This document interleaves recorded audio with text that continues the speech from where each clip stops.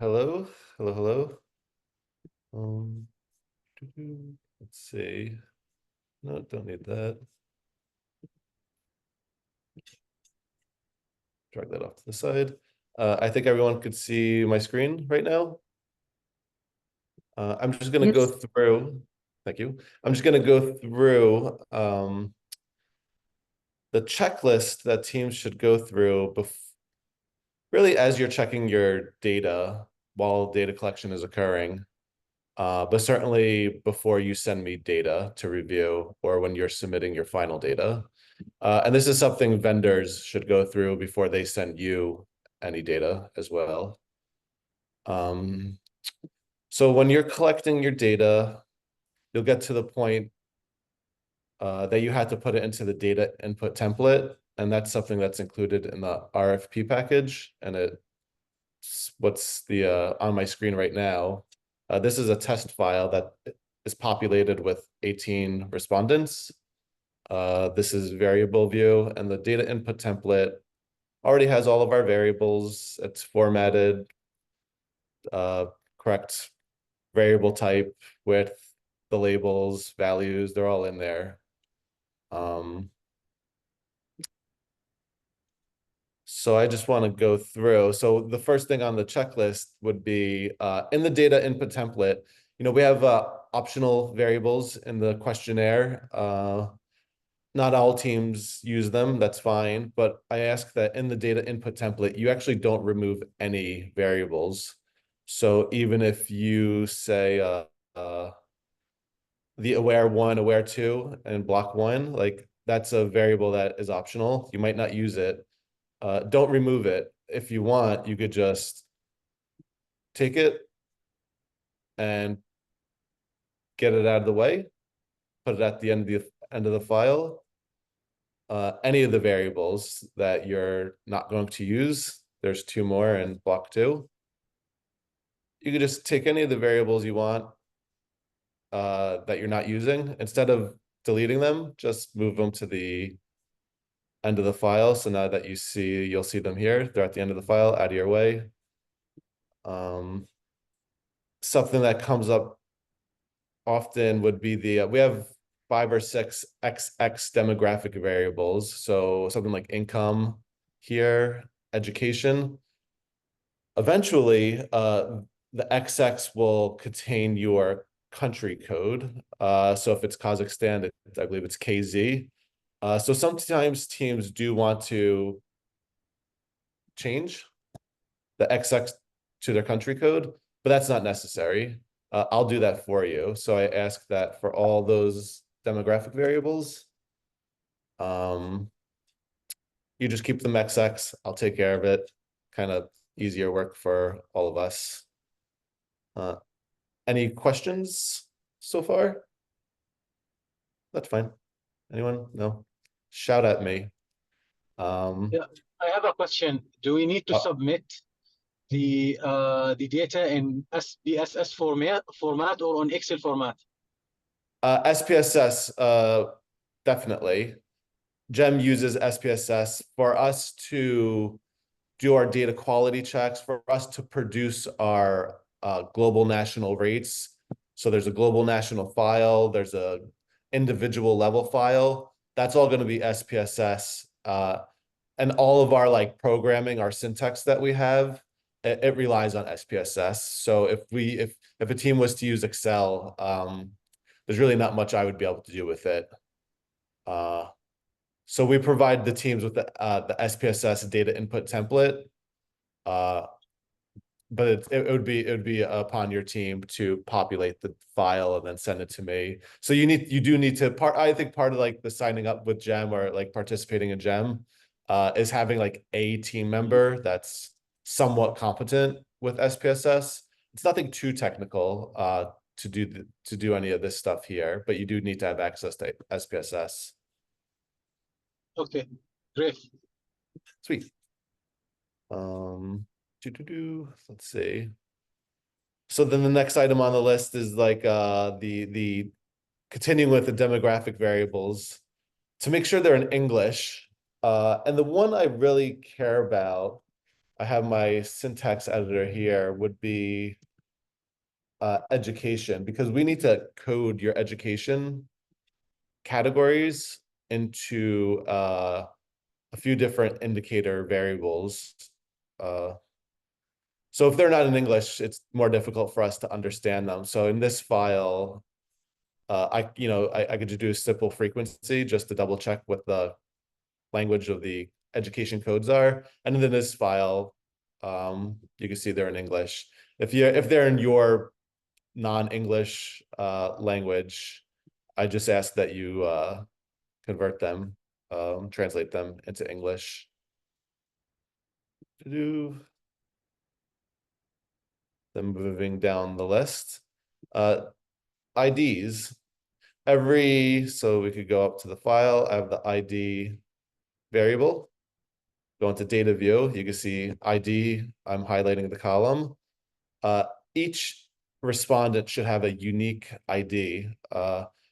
Our ability to identify respondents relies on each respondent having a unique ID. So if you had duplicates, that's going to create confusion, problems.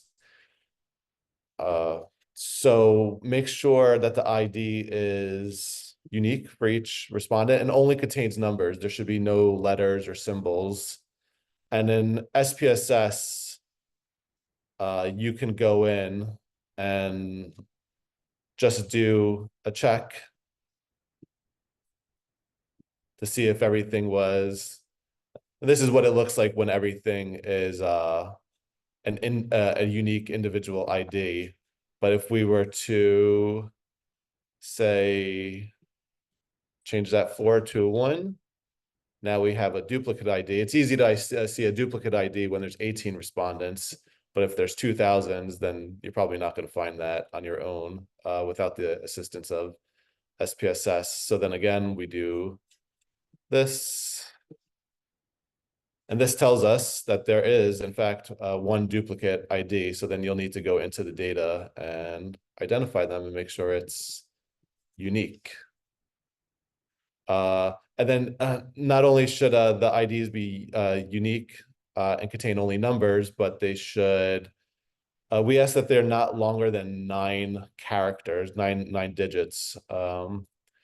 Because we take IDs and we create something called set IDs, and that includes the country code and the year. And this will be more useful when we have many years worth of data. So in the data quality syntax, there's a bit of coding that will help identify IDs that are too long. But I could just see right now that this one, my last one, 18, there's just 10 digits. So I ask that you keep them 9 digits or shorter. Moving on. The date variable. This is common.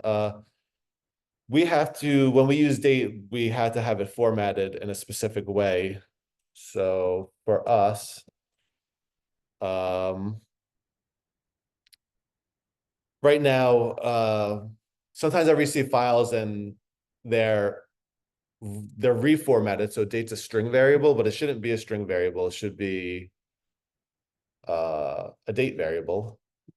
So if I was to frequency our date variable, DT serve, it's kind of chaotic. And this is what I get a lot of the times. I'll have things that look like real dates. I'll have things that are real dates, but they're different formatted. So you'll need to go in and make sure. So I could change this date right now here. Change the formatting. So it's DDMMYYYY. That's the formatting that comes in the data input template.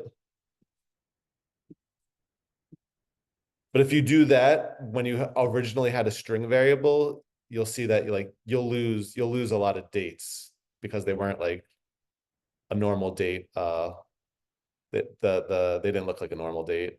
So you'll just need to go in and make sure to start it stays formatted as a date variable, and try your best. Don't let your vendor change the date variable to a string variable.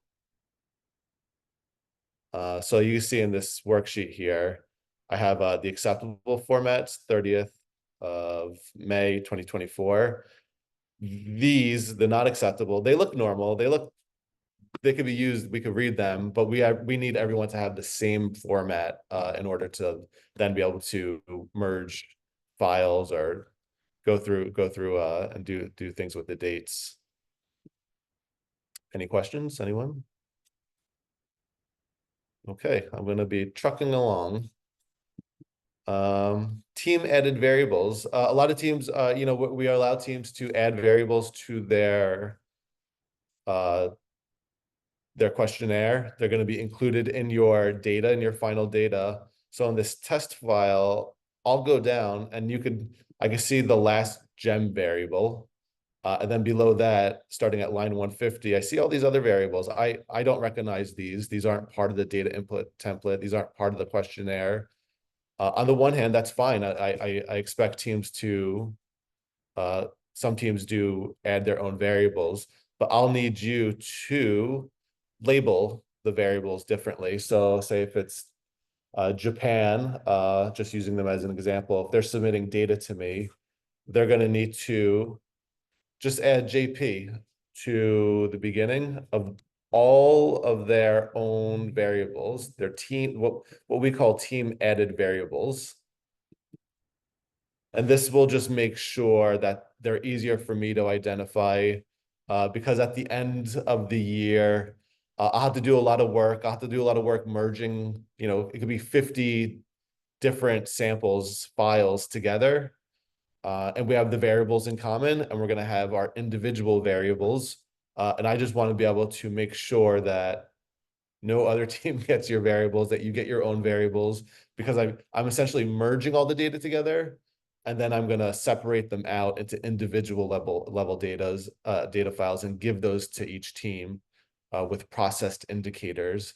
So this will just help us maintain some order. So if you have a team added variable, just put your 2-letter country code at the beginning of it. And then we have the vendors should have their own ways of checking the data for quality control issues, for skip logic errors, for out of range response or values. But some vendors are better than others at doing this. I do include 3 syntax files. I'm highlighting, I got this will format it. This will look for out of range values, and this will look for skip logic errors. Some vendors use these. I'd rather vendors use their own, and the team should use this. So ideally, a vendor is checking their data as it's being collected. They compile it into the data input template, and they do their own checks. Then they send that file to the team, and the team then uses our data quality syntax files to double check what the vendor did, and then they send me the file once they believe it's perfect. I'm not going to go through the files are annotated, so they have instructions when you open them. You'll essentially see how to use it. But I'm just going to open this file, and I'm going to run all the syntax in it. And essentially, this is coding to identify problems, people who did not follow the questionnaire correctly. And for those unfamiliar with syntax or output, this could look kind of chaotic. It might not be clear how to read it. I've been reading this for so many years now, and I've been using SPSS for so many years now that I could just know instantly what it should look like, where the problems are. So if you look here at the top, you'll see we have 18 respondents in our file. These have no problem with this item. This has no problem with this item. But I get to here, and this looks differently.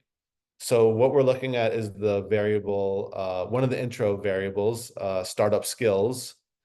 And this tells me that there are 2 people that should have a value for it, but don't. And this spits out it'll be the case number, the country code. This is just a an example, 1, 2, 3 I used. But then you see their IDs, and this is where unique IDs are useful. So I see the person with ID ending in 41 and 45, they're actually missing a response for this item. So then we'll go into variable view, and I can see startup skills. And I can see, yeah, there's two people here missing responses. Since the intro items are items that should be asked of every single respondent, I know instantly if two people are missing it, they're missing it. There's no skip logic error here. It's not complicated. They're just missing that. So hopefully we identify all these errors in the pilot. And if say this is a pilot sample, you'll go back to, I'll find this, if it gets to this point where I find this in your data, I'll tell you through email, I'll show you, hey, there's these two respondents, they're missing values for this item. You'll have to, or you'll have to alone with your team or with your vendor say, why is this occurring? Is this possible that programming, if you're doing it like so with a computer assistance, handheld devices, computers in a office, over phone, is there problems with our coding, our skip logic and the questionnaire? Or if you're out in the field, is this a problem with the person in the field administering the survey? Are they not following the skip logic correctly? And that might mean additional training is required. But the SPSS data quality syntax, so we have more variables here. They're fine. We don't have any issues of anyone missing anything. But then we get to now here and here again. And this is a really important variable. It's B start. It's the first variable in block 1. And this gets us started with when we ask respondents, are you involved? Essentially, are you starting a business? Are you thinking of starting a business? Something of that nature. And right now we know that for a variable that's required of everyone, we actually have one respondent missing a response. This is something we'll want to find early, right away, pilot, because if we collect 2,000 respondents and it turns out 5% even missed this item, that 5%, those are potential entrepreneurs. So the rates that identify we have an entrepreneur, they're not going to be accurate. So we want to make sure, so we could go back to our data and we could go to B-Start, and yeah, I see this is a required for all respondents, but I see right here, the third respondent is missing a response for it. And if you go through, we have more. I created holes in this data set. So it identifies when respondents are missing responses and when respondents have responses when they shouldn't have had them. So carefully go through this, go through it frequently. Any questions on that? Anyone? No. Perfect. Holler at me if you have a question. Moving on. This happens frequently. We have a number of variables where people have to tell us a number. How many employees do you currently have? How many do you plan to have in 5 years? So a lot of the times,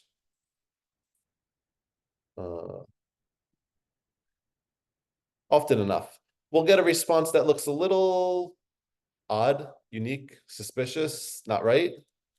So I ask that you frequency, you want to double check these. So these are the 4 variables that we have in the file that, oh, you know what?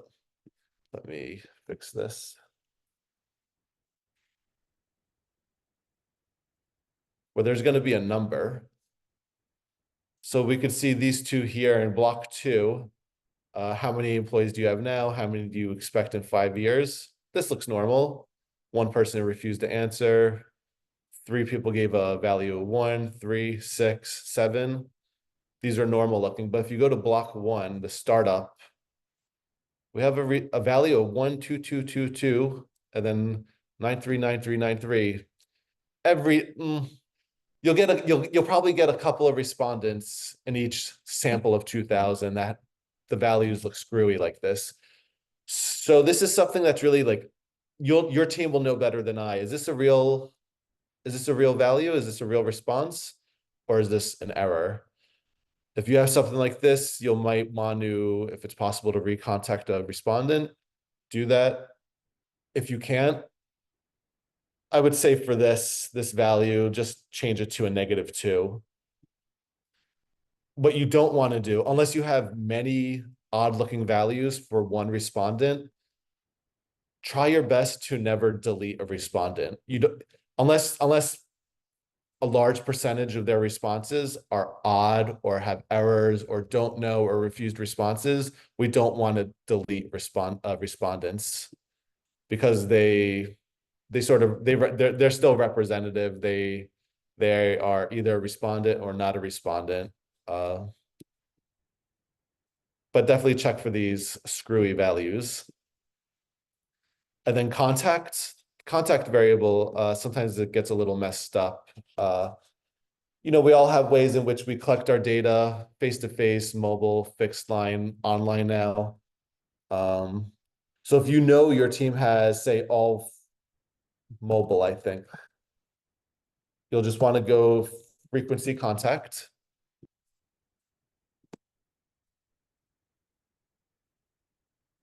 If you're a team who's supposed to do all mobile, but you have someone maybe accidentally put in face-to-face for two respondents, you'll want to go back and change those to mobile. If you know, in fact, everyone's supposed to be mobile, um, you'll just want to be consistent with how those respondents were actually contacted.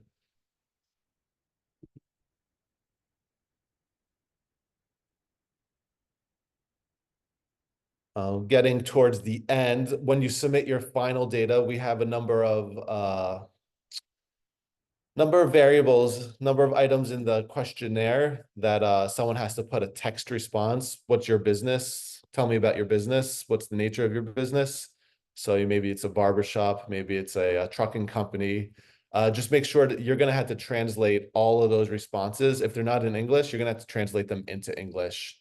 So I think in this file, you'll have to find them where they are in the file. In this test file, you'll see them all together. So we have English is at the beginning of each of those variables. So startup business type is going to be the variable, and then we have a corresponding English startup business type, and that's where you're going to add your English translations. And then lastly, when you submit your final data, make sure to include, at the beginning of the year, your team sends me your proposal. Your proposal has all the information how you're collecting your data. This is an empty proposal. When I approve your proposal, I send you back that proposal because I have a summary of the proposal. But when you submit your final data, you're going to want to send me that same file back again. So we're actually sending each other back and forth with the same file. And in worksheet C, you will have populated your probably geographic strata, what's the official population in the strata, number of adult males, adult females, contact method. But what's important when you send back your final data, it's columns S through Y. And I remind teams to do this when I approve your proposal. But you'll want to answer these items and submit. I can't accept your final data until these items are all populated. So I have the data here. So just make sure to remember to do that. And I have that included as the last item, the last thing to do in the checklist. If you follow this checklist, it's so much easier for both of us. It prevents having to do back and forth emails. It'll be a much quicker submission process. I won't have to check for data errors or what's missing. I won't have to remind your team. Your team won't have to redo work or reach out to the vendor. So I'm hoping, it seems like so far more and more teams are using the checklist, and I'm really happy about that because it is easier. With all of that said, Uh, that's my show. If anyone, Mm. I see there's a question. Yes. Hello, everybody. Hello, Francis. Hello. We have a we have a question from our vendor. In the SPSS file, should they record the not resultive questionnaires? For example, if the household made a refusal to answer, for example, or we should only include the resultive questionnaires. Mhm. If someone doesn't participate, they are not in the data SPSS input template. They're not in your sample. They are just considered not included in your sample if they refused. But that is information you'll want to record. You'll want to make sure your vendor records like we attempted 100 people, 2,000 people, let's say. We attempted 2,000, no, we attempted 3,000 people, but only 2,000 people participated. We had 1,000 refusals, something like that, or we knocked on 5,000 doors and 2,000 people did not did not open the door. So that leaves 3,000 people, but 1,000 people just said, no, we don't want to have anything to do with you. You'll want to record all that information, but in the sample, in the data file, in your SPSS file, it's only people that, yes, I want to participate, and they answered, they went through the questionnaire. And anyone who has any questions, it doesn't have to do, it doesn't have to do with anything I necessarily covered today. It could be about anything pertaining to the to the APS. Keep it going. Uh, Yes, we have a question. So we have strata in the regions, also urban and city. And in the Excel file, the strata, there's age, gender, but there's no like rural city. How we should do like one region divided on two strata, like region A city, region A urban, like Exactly this? that. Yeah. Yeah. So if you have, say, like 6 regions, but each region has an urban rural divide, essentially then you'll have 12 strata. And just as you say, region A rural, region A urban. And you could do that. Yeah, certainly. Let's go. Yes, another question. So we have English translations, I think 5 values. What is the limit for the symbols to be put in? Mm. You have English translations for what? There's something like what kind of business, the value, yes. And I think there we should write what product, Mhm. to whom we sell, something like this. Mhm. So this gets easier the longer you're doing the APS, and the longer your vendor is doing the APS. So we want more information than less information, but if it depends what the business is. Simple, quote unquote, simple businesses that we could all understand. So if someone has a fruit stand, it can literally say fruit stand. If someone owns a restaurant, it could just say restaurant. And there's a lot of businesses like that, hair salon. But if someone, it might be a farmer, and that we would like to know, okay, if you're a farmer, are you a potato farmer? Are you a tomato farmer? Are you raising cattle? Are you doing chickens? That's fine. Um, you don't need to go longer than that. We don't need to know who the customers are if you're doing a farm. Uh, it gets more complicated if you have some kind of like tech. It could be some sort of like education that is not simply like, oh, I'm in high school teacher, I'm a university professor. Some things are more involved than others. So your team will want to monitor the responses as they're like, sort of as they're coming in, check in every week to see what they look like. And you could always send me examples like, is this enough information? I'd rather have, if it's a sentence, it's more work for your teams to record sentences. That's a lot of work. That takes a lot of time. That's more expensive. So you don't necessarily need to record the sentences that the respondent is saying. you could just write down like the key words, but I can send your team a file. We have a file. It's the UN classification of businesses, of job types, and it's how we code your responses. Um, and that'll give you an idea of what we're looking for. So it is a balance. It gets better with over time. If we can't tell, if someone just says like, it's what's your business? And someone says like electronics. I have no idea what that means. Electronics can mean just like 100 different things. So then you'll need to, you need to, that's an example of like, are you building something? Are you selling something? Is it wholesale? Is it retail? Are you doing research?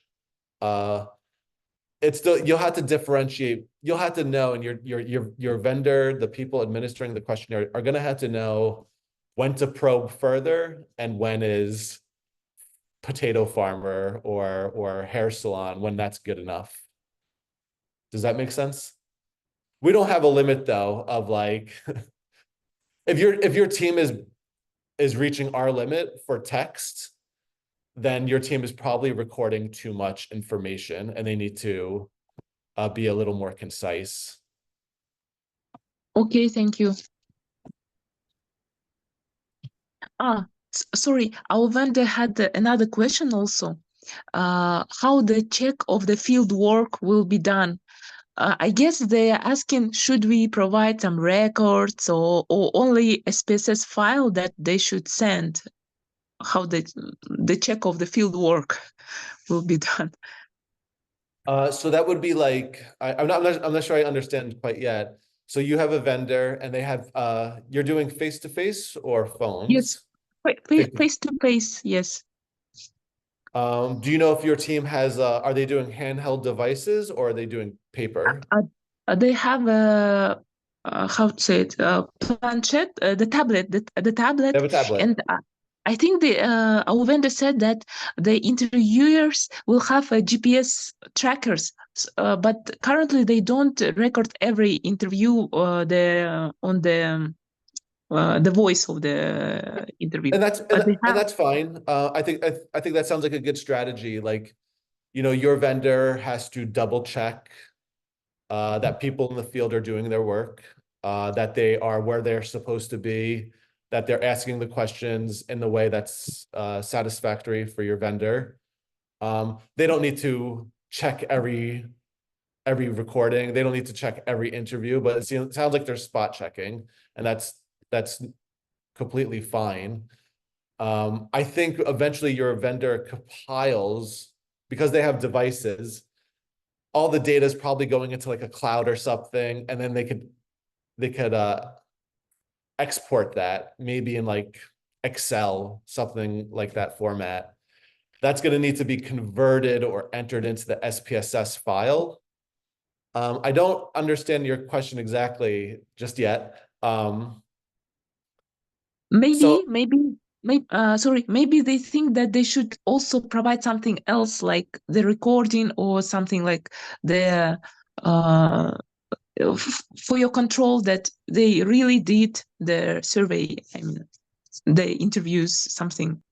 I rely on your team to kind of just double check your vendor. So maybe your team wants to listen to just a few recordings, or, it depends on how many people are in the field. I don't know, it's going to be different by country. How many people are actually in the field making recordings? If it's possible, maybe your team, just out of curiosity and to feel safe, maybe you want to listen to 2 recordings of each interview and make sure it's satisfying for you. And if you have any questions, you could ask me. I've never listened to a recording. I've never like verified GPS location data, anything like that. Um, Mhm. there's a bit of Oh. trust involved, but it's like we're each supposed to check, your vendor's supposed to check the people in the field. You then double check with your vendor to make sure that it doesn't need to be 100%, it's like a spot check. And then I check you to make sure that what you're giving me makes sense. Um, so, so whatever you're happy with, I sort of like it sounds like you know what to look for. I would suggest checking a handful of recordings. But then what the if the file they give your team has GPS data, you might want to just cross-check that with the strata or the city or a zip code in the data to make sure those make sense. You don't have to do 100% though, verification. Okay, I understood that the verification, like, or like, let's say, a control is our obligation. We send you only the format that you required, right? The Correct, CSS correct. file. Yeah. Mhm. Let me know if something doesn't make sense to you or you're not sure, you could reach out to me. But yeah, it is on your team to sort of verify the information your vendor is giving you. Okay, thank you. Hmm. Anything else from anyone else pertaining to anything you want? Any questions? Could you please share this file that you showed us today so that we double check, or we already have it? I didn't see this file, which would help us guide like the most popular mistakes, and so that we avoid them. The checklist I'll give to your team. I can send it to your team today, but the checklist, I sent it out already months ago, but I don't think Kazakhstan was involved just yet. So you missed that email. But then I send it again to teams. So when I approve your proposal, I send it again to your team with instructions to use it. But I'm happy to send it to your team today. It'll help you start with your vendor so they know what to look for as well. Okay, thank you.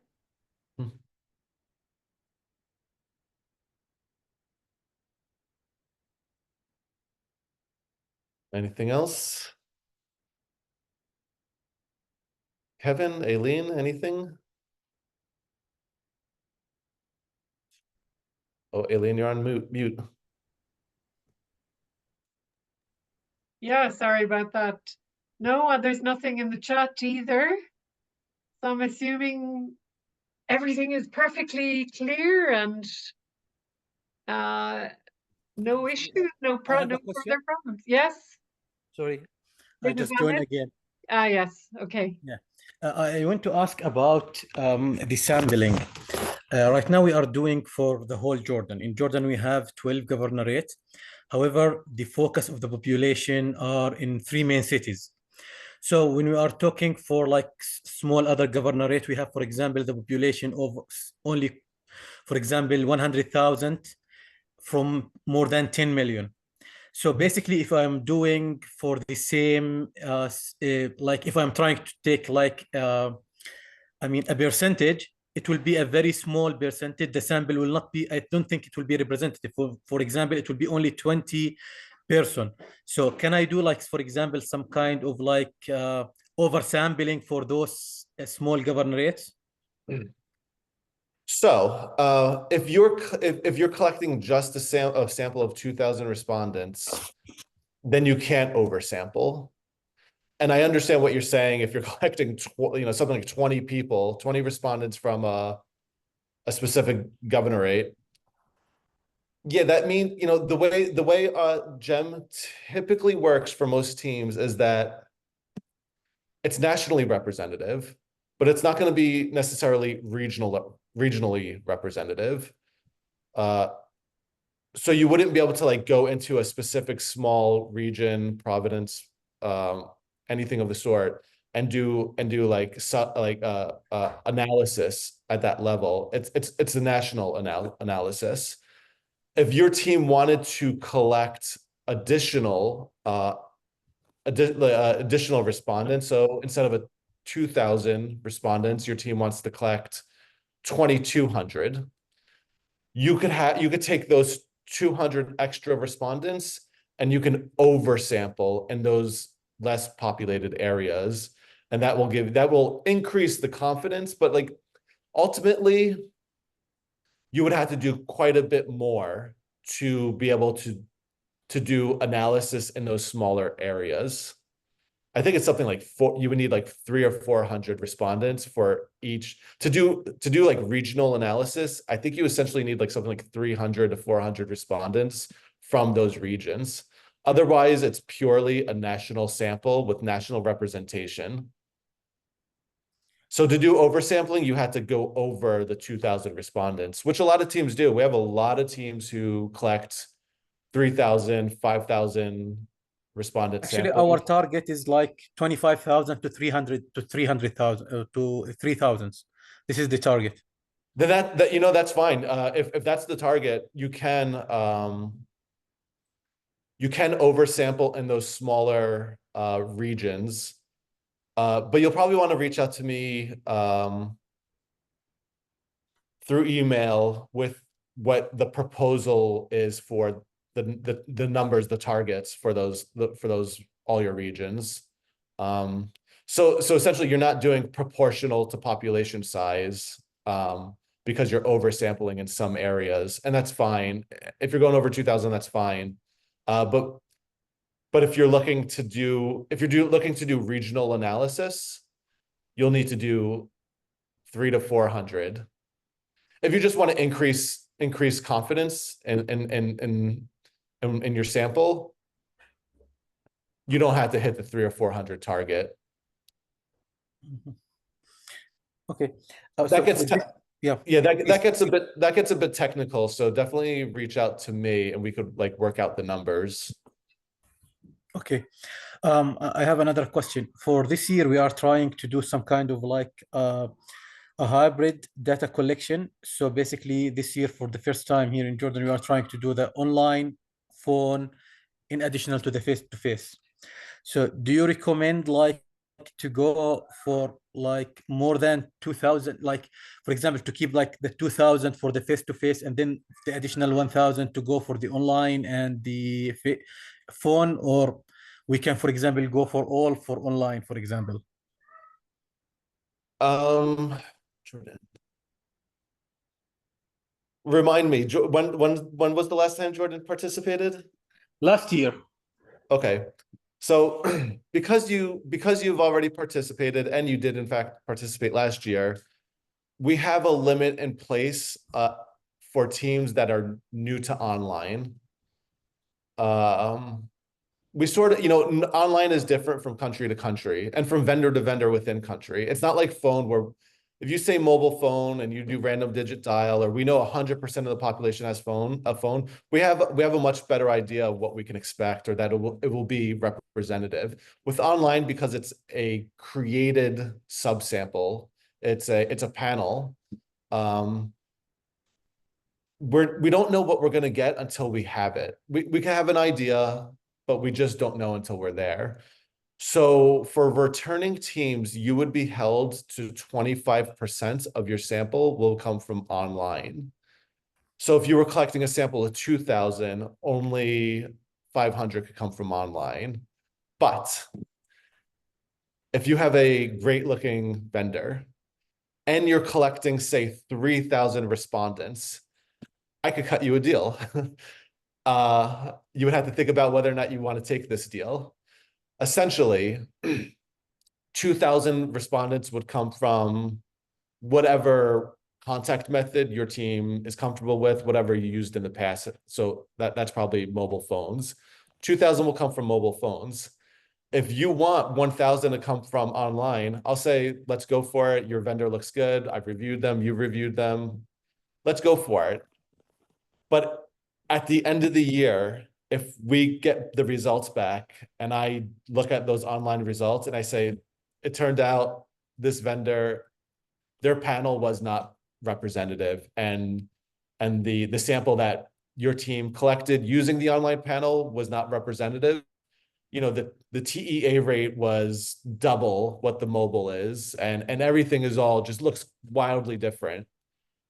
I'll say we can't use that online. You tested it, we took a risk, but you didn't use it. We ultimately can't use it because it just doesn't look reliable. We still have the 2,000 respond with the phone sample. So we could use that, but we won't be able to use the online. That is an option if you're collecting, say, 3,000 respondents. If you're just doing 2,000 respondents, or you want to use the online sort of no matter what, as long as it's not a complete disaster, we're going to hold you to 25% of your sample could come from online. And that's just so we're looking, my job is to minimize disasters. And we don't want to get to the end and realize our sample does not look representative, because so much money, so much time goes into this. We want to make sure you're in the global national file, global report. So again, you could reach out to me and we could work out the details of how to do this.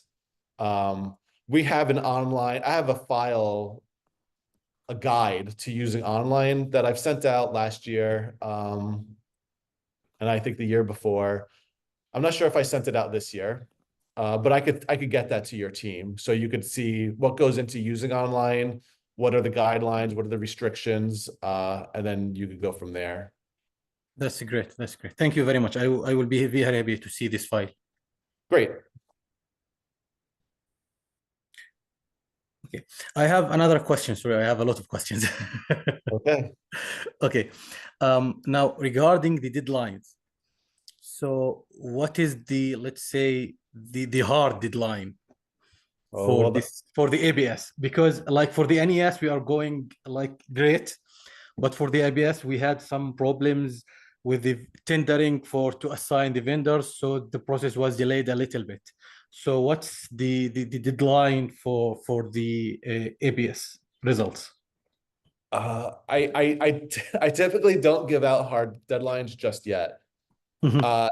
And right now, if a team has not started their APS data collection right now, that means essentially they're going to be late. They're going to be late at the end. I accept that. I want you to be included. There's still time to work with something. If your team can submit middle of August, that means you're 1 month late. Mhm. I can live with that. We could work with that. That's still reasonable right now. So it's really I ask that teams who are late now starting, go to your vendor, say what's the realistic earliest we could submit our final data, and then get back to me. It's like I'm not gonna tell you the latest you could submit your data, because I find that teams are always a little later than later. The teams are always a little later than the latest. So before we get to the latest, let's start out as early as we can, even if that early is late. So right now, if you could find a vendor that could submit mid-August, we're doing okay. If you think you're going to be later than mid-August, if you're going to be at the end of August, reach out to me and let's see how realistic that is. And then ultimately, I'm going to work with you. We will get to a point where it's just too late, but we're not there yet. We have time to play with, but we have to like act now. Okay, hopefully we can submit our data before the middle. Actually, our target right now is like by end of July. Oh, you know what? You're living life. That's okay. We're good. Okay, so basically for sure, or like I am positive like more than 90% that we can submit it like at least at the beginning of August. That's fine with me. You'll be fine. And I think in Jordan, if you're using phones, especially if you're using a little online, Actually, it's data. face to face mainly, Oh, but this year we are okay. trying to go for more like faster method, let's say. Okay. Yeah, it sounds fine. Okay, that's great. That's great. Thank you very much. Mhm.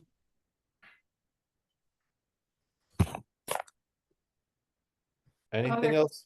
Other questions? Anyone? There's something that I probably should have done at the very beginning. But we have just a few minutes, and I'd really love to just go around the table here, the virtual table, and ask each person to just say their name as they pronounce it correctly, and which gem they're coming from, you know, which gem team. I hope you don't mind doing that, because one of the things that teams say to us is they really want to get to know the network. So we're going to work hard on doing a session at the annual meeting next year on making sure that people meet each other. But this is an opportunity to also introduce yourself. So could I ask you, Mariam, maybe is she still there? Not sure. I think she walked away. I think she walked away. Well, who's there? Anel. Yeah, hi, my name is Anel. I'm from Kazakhstan national team. Okay. We joined this year. Yeah, nice to meet you all. Good to see you. Yeah, Ahmad.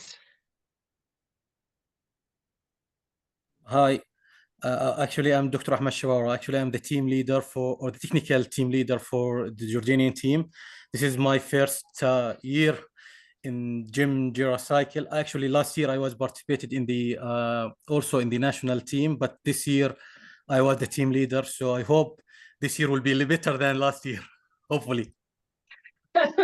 Thank you for that. A vote of optimism. Thank you. Patricia.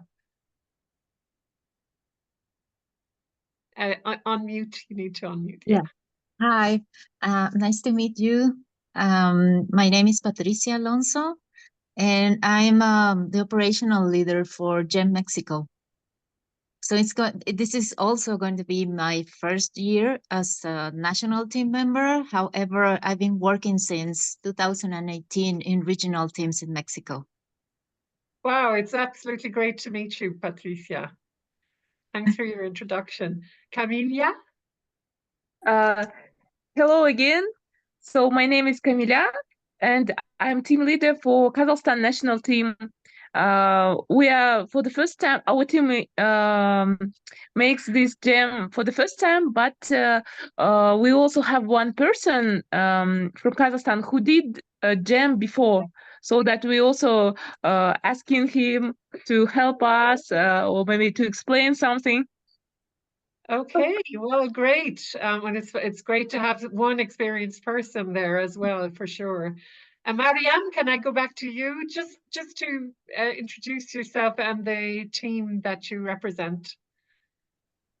Hello, everyone.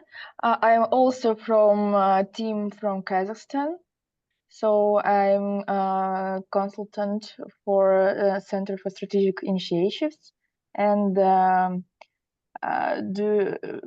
make this NES and APS service, helped Camila and Anel. Okay, thank you.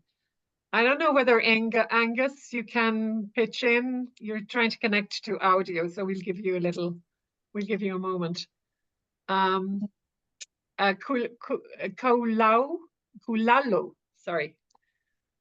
Kulalo, still online? Maybe has been going away from his desk. Pamela or Alexandra? Pamela? No word. Alexandre? Alexandre? Ah, wow. Hello, good afternoon. Hello. Okay. Hello, I'm Alexandre Isokadio. I'm from Togo. So I'm team member from Togo, or I'm a survey vendor. I'm from yes. So we are working in partnership with Kulalo, who is part of the team, Togo national team. So Kulalo, who yes on my screen, he's just next to you. Okay. But, yes.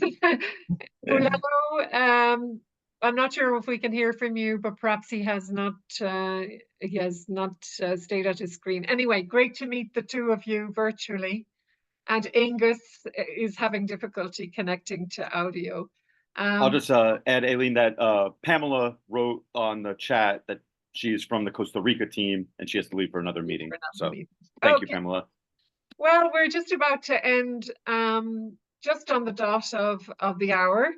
So thank you very much for joining and for making it a little bit more informal. We really want to go to this informality and to have, you know, chats amongst colleagues rather than a top-down kind of lesson, if you like.